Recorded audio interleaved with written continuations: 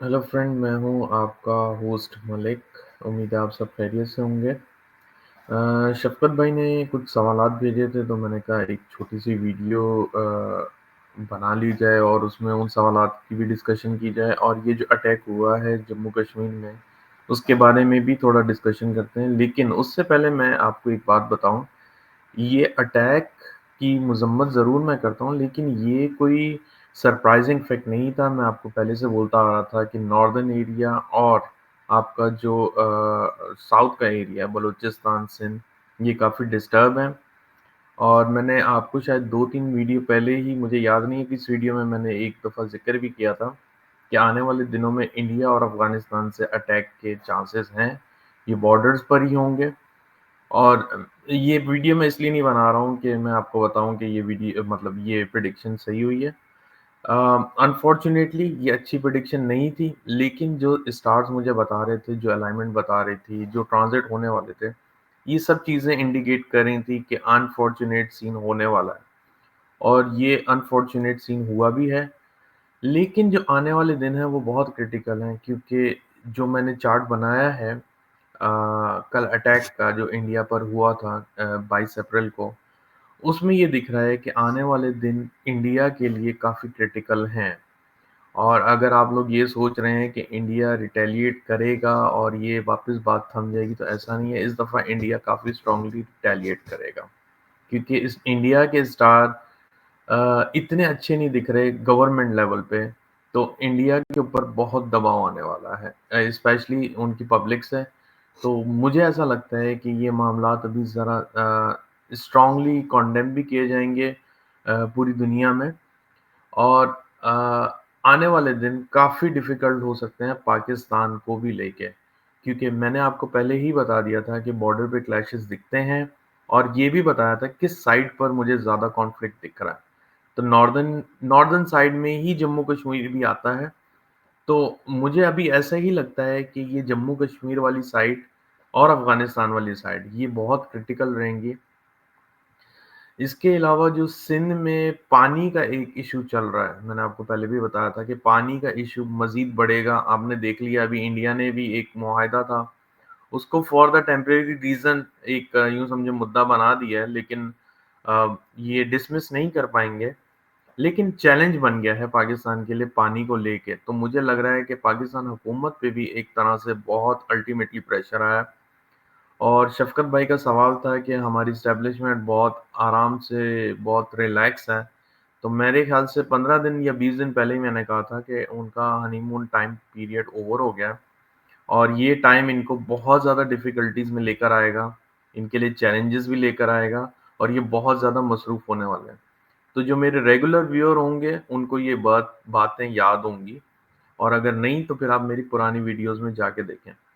अब हम बात करते हैं कि जो आने वाले दिन हैं, इनमें ट्रांज़िट कैसी रहेगी? जो मून की ट्रांज़िट होती है, मैं आपको काफ़ी एक्सप्लेन कर चुका हूँ, काफ़ी दफ़ा बता चुका हूँ।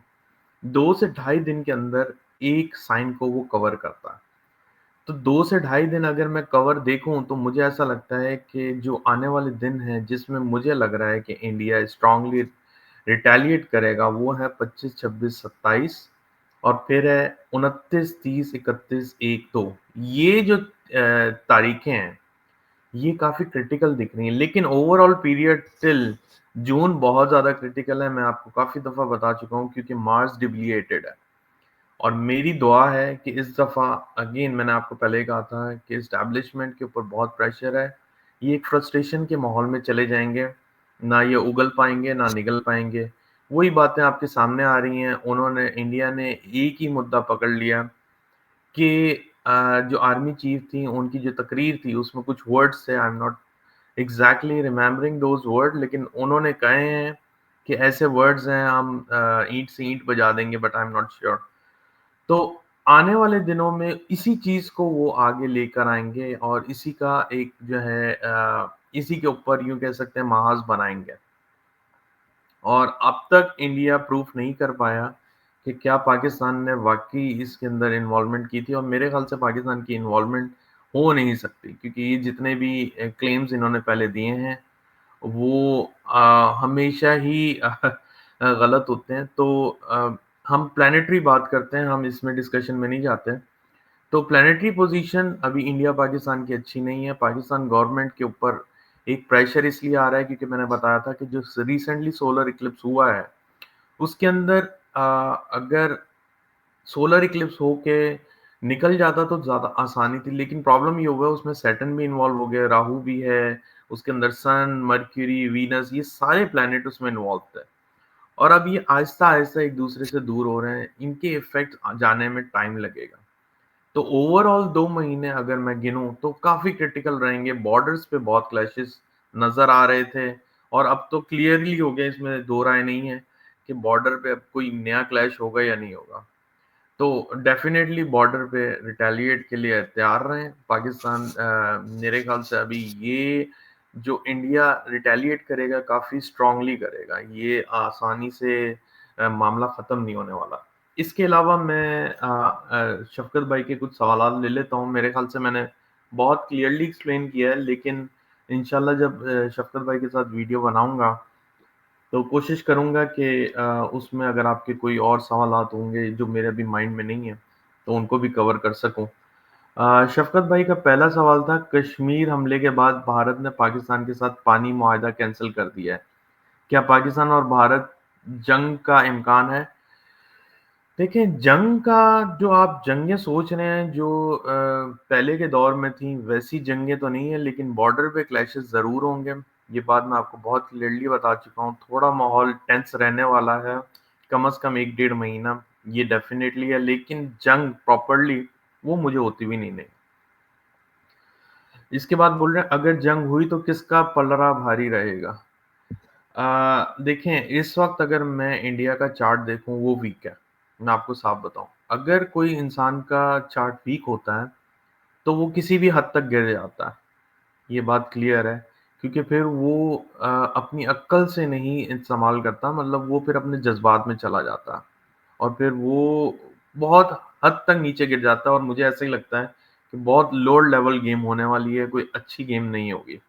तो किसका पलड़ा भारी होगा ये तो अगर मैं इन दोनों का चार्ट देखूँ तो मुझे ऐसा लगता है कि पाकिस्तान इसमें टेक ओवर करेगा, लेकिन अनफॉर्चुनेट ये है कि इंडिया के हथकंडे जो हैं पाकिस्तान को थोड़ा-सा डिफ़िकल्टीज़ दे सकते हैं। फ़ौज और आर्मी चीफ़ के ज़ायचे में क्या चल रहा है? ये तो मैंने आपको सर बहुत दफ़ा बता दिया है कि फ़ौज और आर्मी चीफ़ का जो ज़ायचा है उसके अंदर काफ़ी डिफ़िकल्टीज़ हैं क्योंकि मार्स डिप्लीटेड साइन में है, मार्स को अभी ट्रांज़िट कंप्लीट करने में तकरीबन 1 डेढ़ महीना है। तो ये इनके लिए बहुत बड़ा चैलेंज आके खड़ा हो गया है और मुझे लगता है कि ये चैलेंज से अल्लाह करे निकल जाएँ लेकिन ये काफ़ी इनको मज़म्मत का और बहुत ज़्यादा इश्यूज़ का सामना करना पड़ेगा, बहुत ज़्यादा इनके लिए प्रॉब्लम्स क्रिएट होंगी, मुझे ऐसा लग रहा है।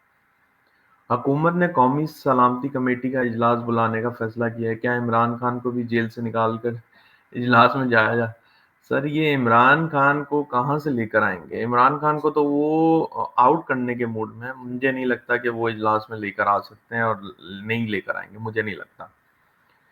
इमरान खान की रिहाई कब तक मुतवक्के है? अच्छा, इमरान खान का जो टॉपिक है मेरे ख़्याल से हम 1 साल से कवर करते आ रहे हैं। मैंने आपको एक टाइमलाइन दिया था कि आने वाले ये जो 1 डेढ़ महीना है, ये अच्छा खासा इमरान खान को सपोर्ट मिलने का चांस है। तो मुझे बहुत उम्मीद है कि जून के एंड या जुलाई तक आपको कोई खुशखबरी मिलने का बहुत अच्छा इम्कान है। अब डिपेंड ये करता है कि खान साहब इस अपॉर्च्युनिटी को कैसे लेते हैं क्योंकि अपॉर्च्युनिटीज़ उनके पास पहले भी आई हैं और वो अपने ही रूल्स और रेगुलेशंस को लेके उसमें स्टक हैं। तो ही नीड टू बी फ्लेक्सिबल अगर वो थोड़े फ्लेक्सिबल नहीं होंगे तो मामलात आगे नहीं बढ़ पाएँगे और पॉलिटिक्स इसी का नाम है, अगर वो पॉलिटिक्स करना चाहते हैं तो उनको पॉलिटिकल माइंड रखना पड़ेगा। उम्मीद है मैंने आपके सारे सवालात का जवाब दिया है शफ़क़त भाई। इसके अलावा हम जो भी जो हमारे व्यूअर्स हैं उनके रेगुलर सवाल जो आए हुए हैं, उनका डेफ़िनेटली कोशिश करेंगे नेक्स्ट वीडियो से जवाब देने की स्टार्ट करें। तब तक अपना ख़्याल रखिएगा, मिलते हैं नेक्स्ट वीडियो में। अल्लाह हाफ़िज़।